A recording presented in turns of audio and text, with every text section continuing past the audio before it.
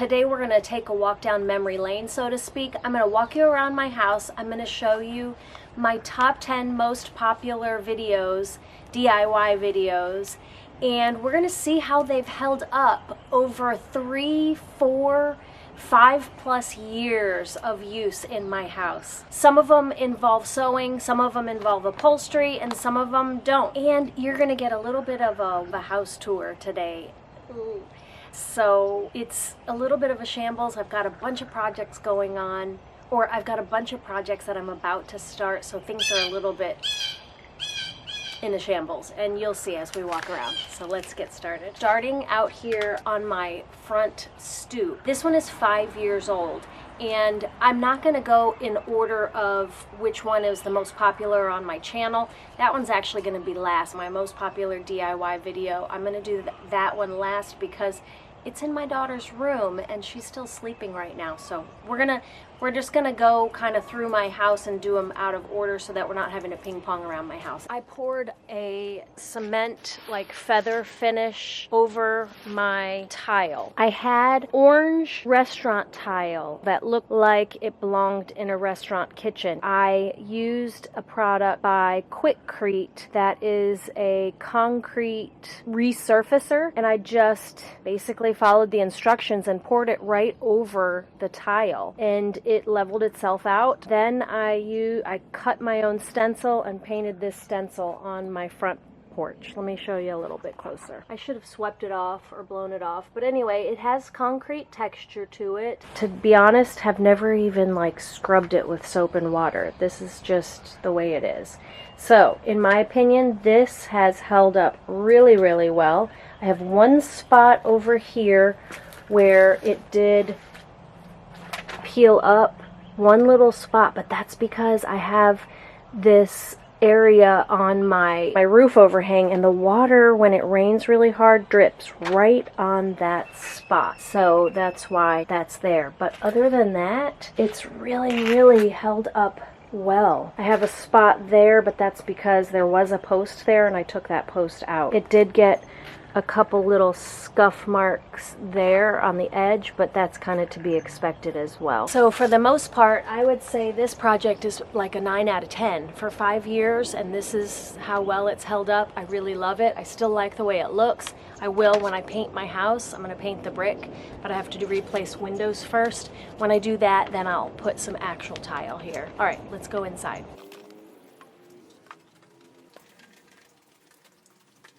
I upholstered this headboard 4 years ago, and it's a pretty popular video on my channel. It's a channel tufted headboard. I kind of did this one on a whim. I didn't even have enough fabric for the whole headboard. I have a couple different fabrics on here. You can't really see it, but this panel and this panel are a different fabric, and there's 2 panels over there that are a different fabric. I didn't have enough for the whole thing, so I really love this headboard. I feel like it has kind of a luxury hotel vibe to it. It goes all the way wall to wall. So it goes right to the corner and right to the corner over there. I really love it. Yeah, and you can see that video. And by the way, I'll put links to all these videos in the description box below. So if you want to see the whole video, there'll be links for them below. Just be aware that they're not the greatest. You know, it took me a long time to figure out the editing process and how to make videos. And then I made this as well. This is actually just wood shims. And then I glued that mirror to the front of it. My lamps are thrift store lamps. I drew the 2 drawings when I was in college. I made the pillows, made the bedding, everything. So, yeah. Anyway, you can check out the headboard video. It's one of my favorites. As far as how it's held up, I'm gonna say this is a 10 out of 10.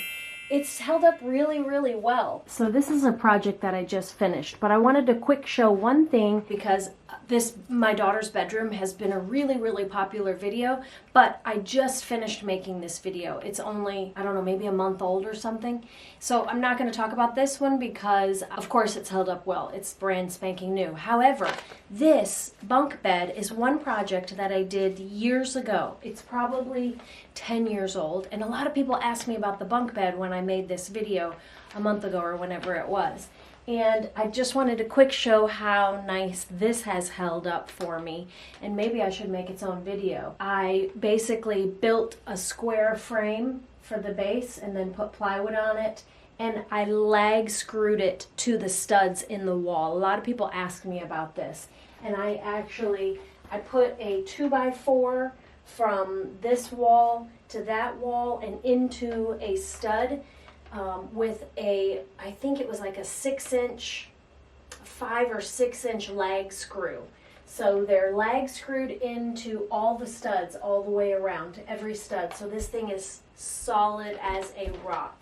And so that's how I built that.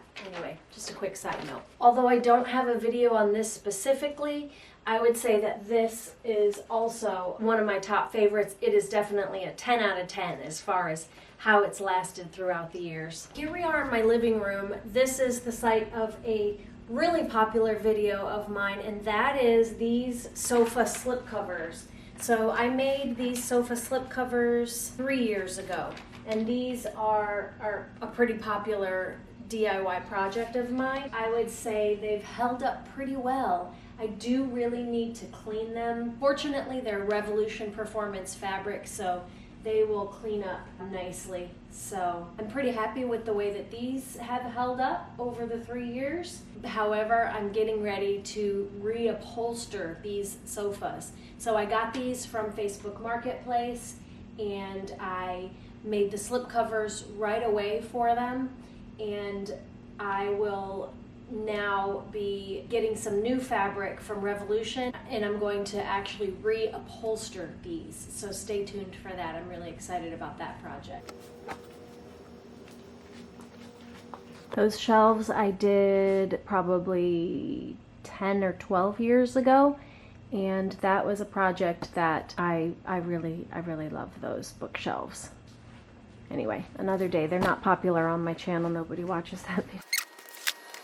I made this swinging bed 3 years ago, and like I said, everything's a shambles around here, particularly my back patio, because I'm getting ready to start a huge project, and I have given away pretty much all of my furniture back here. So it's just empty back here because I have given everything away, because I got a sponsored post with Mr. Cool DIY, and I have a new mini split air conditioner system out here, and I'm getting ready to close in this patio. Anyway, another day for that project. But this swinging bed project is a favorite of mine, and it does get a lot of views on my channel. I absolutely love it. It is one of our favorite places to be. It is so peaceful and lovely to sit out here on a beautiful day or on a really rainy day. It's so nice to sit out here and take a nap. So this swinging bed, I would say that over the 3 years, it has pretty much remained, I mean, exactly the same as when I made it. It does get dusty because everything out here gets super dusty, but it's really remained about the same. I would say that this project, it was really easy to make. I made this in basically one afternoon, and I made it to fit this mattress perfectly. This is a twin size mattress, and I have not made a mattress cover. I have not made an actual cushion cover for this. This is just fabric that I have on here, and I tuck it into the sides, and it stays pretty well. So it has worked fine. I really need to make a legitimate zippered cushion cover so that it'll stay nice and tight and perfect, because this one I do have to rearrange every once in a while. Anyway, so this project, I would give this one a 10 out of 10. I don't know, I really love this. Actually, this is my second swinging bed out here now that I think about it. It sure enough is. I made one right after we bought this house 17 years ago, and I had that for years, and then I felt like I wanted something that was more beautiful. The first one that I made it out of old deck lumber, and so it was really rustic looking, and I wanted something that was just a little bit nicer looking. So this is my second one. Now I'm going to take you outside, and we're going to see my next DIY that is pretty popular on my channel, but not holding up so well. So let's see it. Out here by my fire pit, and I did this fire pit 4 years ago. And although it's a really popular video on my channel, and it's one of my favorite all-time DIYs, I absolutely have loved this fire pit. We use it all the time, and although it's completely falling apart, that is because we use the heck out of it. I had to rebuild my dock at one point a couple years ago, and we ended up just burning all the dock wood. So we have had some massive fires in here, and when I built it, I did not use fire mortar. I just used regular type S mortar mix on this, and so that does not hold up to the extreme heat from huge fires like we burn here. So it has completely fallen apart. The whole top layer of bricks has fallen off. So this one has completely failed. However, I would not call it a failure because I love this fire pit, and I'm actually going to take it apart, chip all the old mortar off, and I'm going to reuse these bricks and just move this fire pit closer to my house, and I'm going to use the correct mortar for this the next time that will withstand the heat of the fires that we burn in it, because we love sitting around a little bonfire. So even though this one is a complete failure as far as the functionality has completely failed, I will still give this one, let's say this is going to be a 6 out of 10 because I still really love it, and I'm going to do it again. All my bricks are all falling off, and we just recently had some trees trimmed, so we've got wood all around my yard. It's just a disaster because we had to get rid of all the trimmed trees ourselves. All right, let me take you over to... Here we are standing by the arched arbor that I built 4 years ago. So I built this arbor and these planter boxes and this fence basically. This is my in-laws' house, and we have goats and chickens, and I built this in order to keep the goats and chickens off of my mother-in-law's patio because they would come up here and eat all of her gorgeous plants. So the arbor and the gates have held up really well. This particular portion of the project, I would say a 10 out of 10. However, the planter boxes that I put on either side, you can see that this one is rotting. So that part of the project, I would say, is a 2 out of 10. Those need to be completely replaced. So I'm trying to decide if I'm going to put planter boxes here or if I'm just going to do a full fence instead of planter boxes. I don't know. We'll see. That's an upcoming project. But this arched arbor is a super popular video on my channel. It was fun to do, and it is actually sort of simple. So check out that video and see how I built this. Here we are sitting at my kitchen island. This kitchen I have filmed a lot of projects in this kitchen. I have done so many DIY. The whole kitchen is a DIY. But the most popular is probably the epoxy countertops. All of my countertops in my kitchen are epoxy.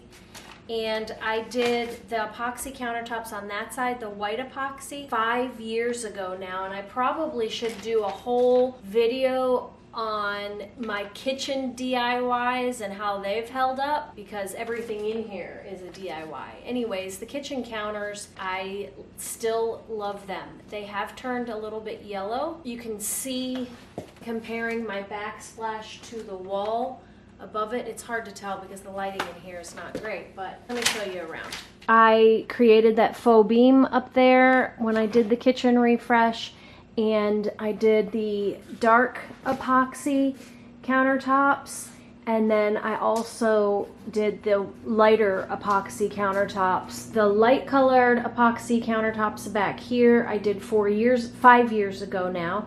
the countertops and the backsplash was done 5 years ago, the countertops and the backsplash. And you can see it has yellowed over time. This white colored paint here was the exact, I painted this the exact same color as this, and you can see how much this has yellowed over the years. It has definitely degraded over time, but I'm still really, really thrilled with these epoxy countertops. After 5 years, I still really like them. They're scratched and they're not perfect anymore, but for the price that I paid for them, you can't get a better value for your money. I still give these an 8 out of 10 because I'm really happy with them. I installed this floating shelf when I did the kitchen on the, I don't know what iteration this was, but I installed this floating shelf. This is also a hollow corridor. So if you've been around here and you watched the renovation of my daughter Seraphina's room, I use hollow corridors as shelving a lot. So this was an easy,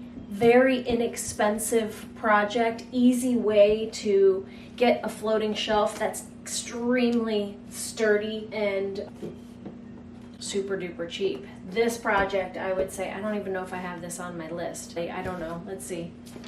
Anyways, this has been here for at least 5 years and it's a 10 out of 10. I did this fireplace refresh 4 years ago now, and although it's not got a ton of views on my channel, it is fairly popular. Let me see. Maybe it's not even on my top 10 most popular list. It must not have made the top 10. Anyways, this fireplace refresh was probably one of the most transformative in my house. I had to take down a whole bunch of brick and take down some old panel molding. The brick that I took off of this fireplace is what I used to build my fire pit. So this was a fun DIY, and I would say that this one has held up really, really well, and I would give this fireplace refacing a 10 out of 10 as well. It's held up really well. And the frame TV, I also made that frame out of a thrift store picture frame that I really love. 10 out of 10 on that. Not on my list, but another DIY that I love. Here we are for the last DIY project on my list. This is probably my most popular DIY project on my channel. One of the most anyways. It's always surprising what people gravitate towards. I never thought that this was going to be a popular video. Anyways, it is my daughter's bed, and let me show it to you a little bit closer. I made this bed because we were doing a refresh in her bedroom, because this was my son's bedroom at one time, and she really wanted the IKEA hemness bed, and I just really couldn't afford the hemness bed, and I couldn't find it on Facebook Marketplace. So I had two dressers. One of them was the dresser that was my son used when it was his bedroom, and then the other one I had in the garage that I was planning to resell. And I thought, you know what? Maybe I need to just hack up those dressers and make them into a platform for this bed. And so that's exactly what I did. It's been a fabulous bed for her. And this bed, I think, is 4 years old, maybe 5 years old. Anyways, it's held up so beautifully. It's fantastic. It's fantastic. It still works. She's got her drawers stuffed with clothes, and it works wonderfully. I would say that this project is a 10 out of 10. I don't know. I guess I'm really easy to please because I've given everything a 10 out of 10 except for, you know, a couple things. Anyways, most things have held up really well. And if you're still here at this point in the video, thank you so much for being here. I really appreciate y'all. And I just want to say, clearly, I do everything on a very, very tight budget. And if you are the same, for whatever reason, you have a low budget for household projects like this, then stick around here and check out some of these other videos, because that is my gift, I guess you could say, is figuring out ways to do projects to make your home beautiful with hardly any money. And don't forget to check out some of those videos in the description box below that I talked about in this video. I'll go ahead and make a playlist of those videos so you can just go through them all.